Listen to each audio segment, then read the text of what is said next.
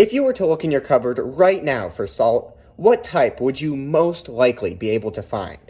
Well, first off, we have sea salt. The ocean is full of salts, and salt is most commonly extracted from there. But you may also find another type of salt, Himalayan rock salt. The Himalayas, where Mount Everest is from, how can there be salt from both the deepest depths of the ocean and the highest peaks? Well, in today's video, I will answer that question by first explaining where salt originates from, and then explaining how there is salt within the Himalayan mountain range. So, where does salt originate from? Well, all the salt we eat is rock salt, or sodium chloride, and it originates entirely from bodies of water, most prominently the ocean. The process which has created the salty oceans is fairly simple. It involves the movement and combination of sodium and chloride. The sodium originates from rainwater. The rain of the earth is actually slightly acidic because of dissolved carbon dioxide. This slightly acidic rain weathers rocks and breaks them down into their basic chemicals. One of these chemicals is sodium ions. The sodium ions will then be carried along with the rain droplets and end up in the drainage system, so from rivers to the ocean. This is how the sodium gets into the ocean. But next we have the chloride. It originates from hydrothermal vents. Put simply, hydrothermal vents are cracks in the seafloor which emits heated water which is filled with minerals. They are caused by water seeping through faults on the ocean floor, which originate from divergent plate boundaries. When the water seeps or percolates down into the plate boundary, it gets heated with magma and mixes with many minerals of the crust. One common mineral is chloride. It is important to note that the sodium and chloride do not strictly come from these locations, but there are a mix of other sources as well. So now we have both sodium and chloride within the oceans. After billions of years of these chemicals collecting within the oceans, they combine to create sodium chloride, or salt. So now we have salt which is dissolved within the ocean water. How does it become rocks? Well, it is from evaporation.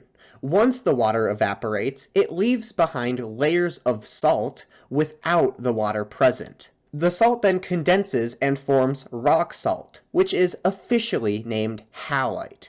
Halite is one of many rocks which are called evaporites because they form from evaporation. This process of salt forming within oceans also happens within lakes, which is why some lakes are salty. For example, the Great Salt Lake is an endorheic basin, meaning all the water which gets collected into the area can only leave due to evaporation. This left the sodium and chloride to collect in the lake and become salt. So now we understand the process which creates salt in general. But what about Himalayan salt?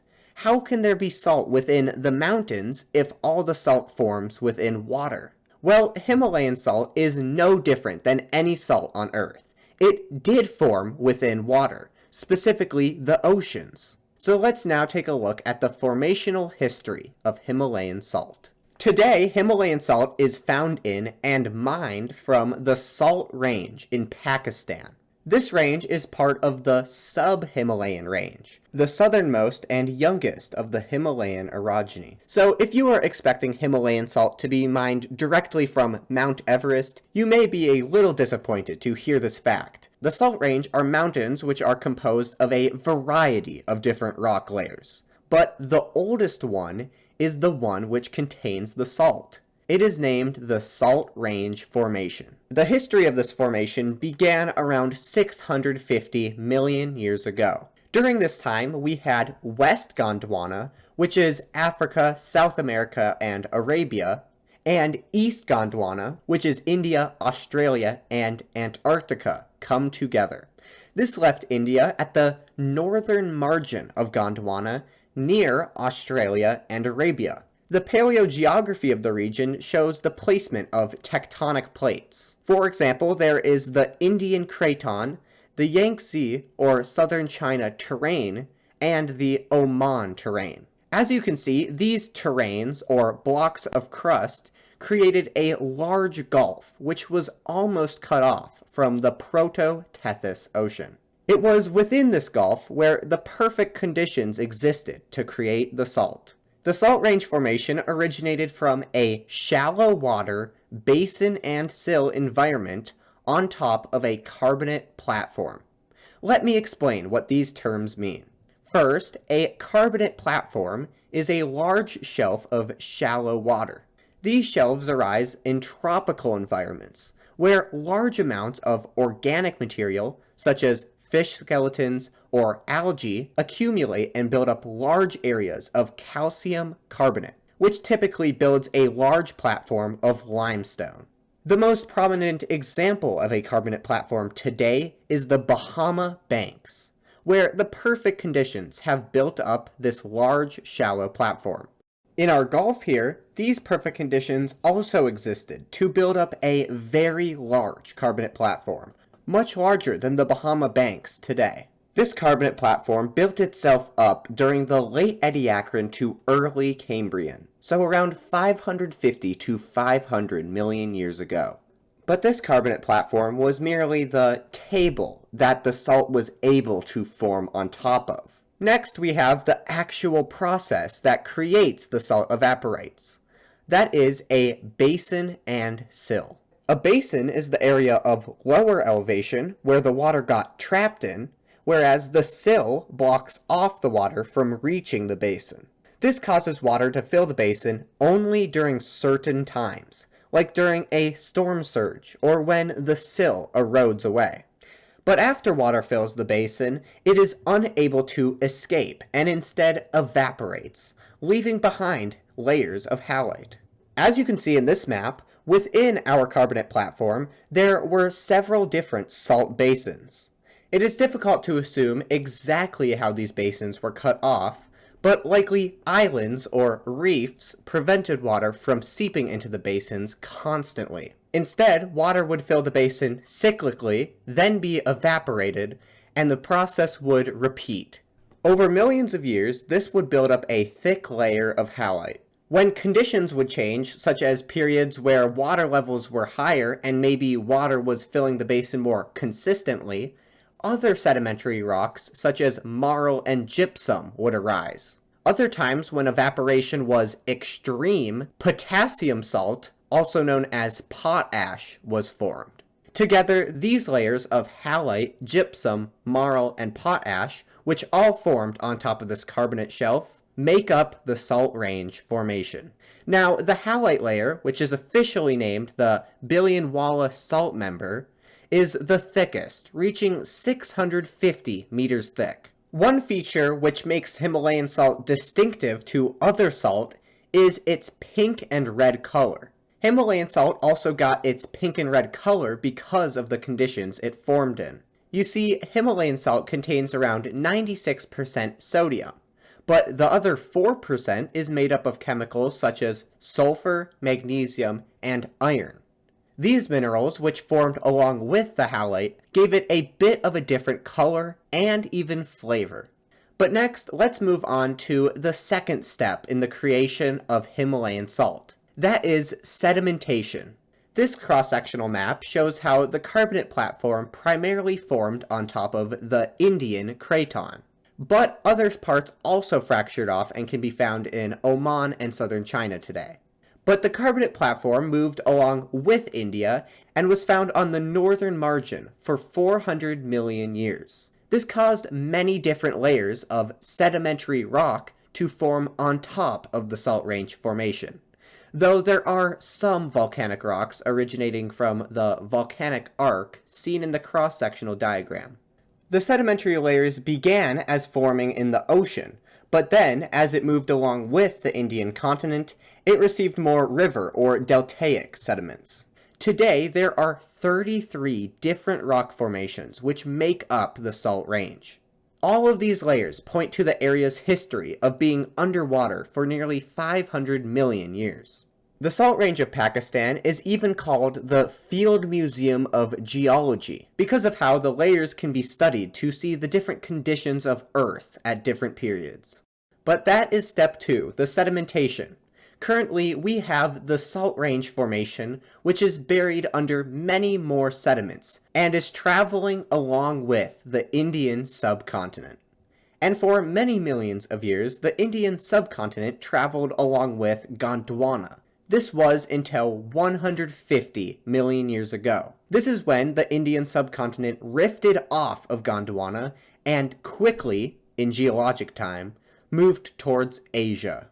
This is actually one of the fastest tectonic plate movements that we have evidence for. It moved around 6 inches per year at its fastest, which is nearly double the speed of the fastest plate today, the Pacific Plate. But eventually, India would collide with the Eurasian Plate, beginning around 55 million years ago. This began the Himalayan orogeny, building up the Himalayan mountain range, a process which continues to this day. But despite the main Himalayas being around 50 million years old, the Salt Range did not begin its formation until only 5 million years ago. And this is primarily because it is just much further south than other parts of India that have been subducted. Now, looking at the Salt Range on satellite view, it looks very distinctive when compared to other Himalayan ranges. You can see that it has basically a single primary ridge, and it also has less extreme topography than other ranges surrounding it. The reason for the distinctive look is movement along a thrust belt. Thrust belts are a type of fault which occur when the crust compresses. When there is a thrust belt present, one section of crust gets pushed on top of another. In the case of the Salt Range, the compression has pushed the primary Indian shield underneath the Salt Range or Potwar Basin block of crust. The crust of the Salt Range block has been bent into an anticline, or basically a bowl shape.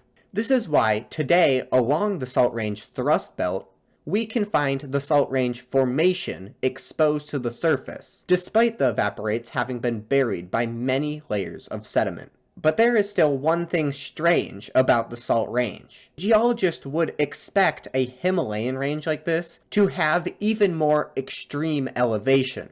However, this is not the case with the Salt Range. So why hasn't the Salt Range folded more and created higher mountains? Well, the cause is actually the salt itself. You see, salt is very ductile. It can move very easily. And so it creates an area of less friction between rocks. It has thus acted as a décollement between the thrust fault. A décollement is a surface along a thrust fault which has lower friction. The effects of this décollement on the Salt Range are thin-skinned tectonics. Thin-skinned tectonics are when plate tectonics only affect the topmost layers and do not affect the basement rock. So for our Salt Range, only the layers down to the Salt Range Formation would have been deformed, but the basement would have remained intact. Because the topmost sedimentary layers are thinner and weaker than the underlying basement rock, these thin-skin tectonics have severely limited the Salt Range's growth. So this has been how the Salt Range mountains formed. The compression of the Himalayan range created a thrust fault that allowed one block of crust to move on top of another. However, the salt itself caused the mountains to not build as high. Let's now move on to the final step in the formation of Himalayan salt. Much like every feature on Earth, the Salt Range has experienced erosion. Over the past 5 million years, streams have carved deep valleys on the southern end of the mountains, revealing more of the Salt Range Formation. Also, you may notice this reddish plain to the south of the mountains. This is a Piedmont, an area where eroded sediment gets deposited by rivers and gently slopes away from the mountains. So that has been the geologic history of the Salt Range. But I am not done talking about Himalayan salt. Let's now cover the human history and modern-day geography of the Salt Range. So Himalayan salt was first said to have been discovered by Alexander the Great in 326 BC. The story goes that Alexander the Great and his party were traveling near the location, but their horses suddenly stopped and started licking the rocks. Alexander noticed this and discovered that the rocks were salty. Now, despite this being a pretty decent story of how Himalayan salt was discovered, much like many of these old stories about conquerors, it has questionable truth. Despite there being records of Alexander the Great being near the region, there is no record of him discovering the saltiness of the mountains. And the people who lived in the area, such as the Indus River Valley civilization, likely knew about the salt. But beyond Alexander the Great's story, not much else happened within the Salt Range until the 13th century, where there's evidence that the Janjua clan, who lived in the area, began mining and trading it. Mining really ramped up, though, during the Mughal Empire period, from the 16th century to around 1850. During this time, the salt was mined for both trading and food preservation. Importantly, one of the locations they mined salt from was near the Karawa mine location of today. While the Mughals mined it for many years, the true extent of the mining did not come until the British arrived. In 1872, a British mining engineer named Dr. H. Warth excavated the primary tunnel at the Karawa mine location. The British used a method of room and pillar mining to optimize salt mining while also reducing the risk of cave-ins. Despite the mines changing hands several times, it is still mined to this day, and today it is owned by the Pakistan Mineral Development Corporation. From this mine alone, 400,000 tons of salt is extracted each year. And while it may seem like this number would deplete the mines very quickly, estimates of the reserves today range from 82 million tons up to 600 million tons of salt. So it is unlikely that the mine runs out of salt, at least for a few hundred years. These reserves make the Karawa mine the second largest salt mine in the world, only behind the Sifto mine in Ontario, Canada. The Karawa mine alone produces nearly half of all of Pakistan's salt exports. But it isn't the only mine. For example, there's also the Kalabog and Warcha mines, which also produce many tons of salt each year. Today, the Karawa mine is a very busy tourist attraction. It has guided tours and attracts more than 250,000 tourists each year. But I have now talked extensively about the mining of the salt. But that's not all the Salt Range is. It is also a beautiful mountain range. So let's talk a little bit about the mountain range itself. The Salt Range today is around 186 miles long, and its highest point is named Sakesar Mountain, which has an elevation of around 5,000 feet. As you can see, this mountain stands out on the far western side of the mountain range. Looking at the sparse number of photospheres available in the area, you can see many beautiful waterfalls and lakes that show that the mountain range is much more than just the salt it lies on top of. But in the end, while Himalayan salt may be overpriced to some and may be a bit misleading to others, it is very fascinating to learn about how this salt came to be. But that's going to be all for today's video. If you learned something new, please subscribe, and if you have any video suggestions, leave them in the comments below. But I will see you guys in the next one.